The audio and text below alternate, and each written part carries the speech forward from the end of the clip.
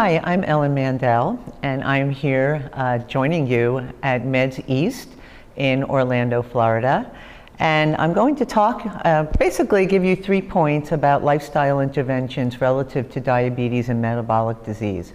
So the first point that I'd like to make is that there is absolutely no perfect diet.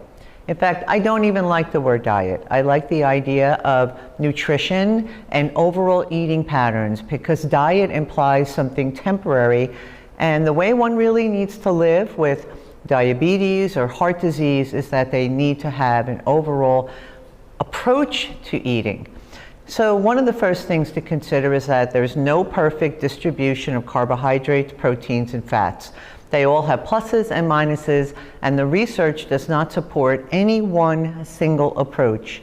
In fact, being extreme in either direction could have long-term consequences. So the idea is to use what I call the M word. M for 2 reasons.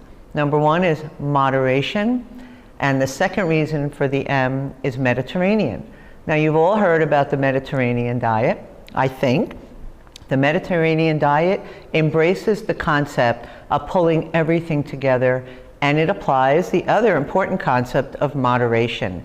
And so eating carbohydrates, but good carbohydrates, whole grains, legumes, lentils and chickpeas, A+ on the Mediterranean list. Small amounts of meat. You can have meat, you can have animal protein, but don't overdo it. Make sure you get some good dairy products if you can tolerate them, so that you get your calcium.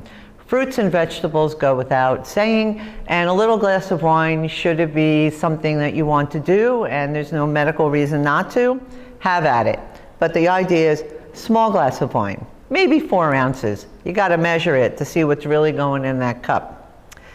The other thing to consider is that as we age, and of course no one is aging, but if you happen to be aging, even at this moment, every decade your metabolic rate is going down about 2%. You can't really stop it. So if you're still eating the same way and having the same activity at level, you are going to put on weight every decade. And this is what is shown in the NHANES data and many, many other studies. So you have to make a conscious decision to intervene in this physiologic metabolic process that is so completely out of your control. The third thing I'd like to mention to you, and this may be a little new, is the idea of incorporating foods that contain a substance or a compound called polyphenols. Now, polyphenols are a family that includes a lot of different agents, such as phytoestrogens, which are on the certainly on the buzz list for things that people want to eat. Phytoestrogens are only found in plants, and they are the way that plants actually fight their own oxidation.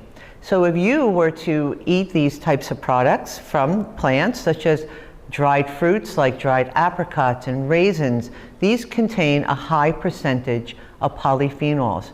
And the research shows that it reduces LDL oxidation, it improves insulin resistance, it reduces, when you work against LDL oxidation, of course you know you're reducing the incidence of cardiovascular disease.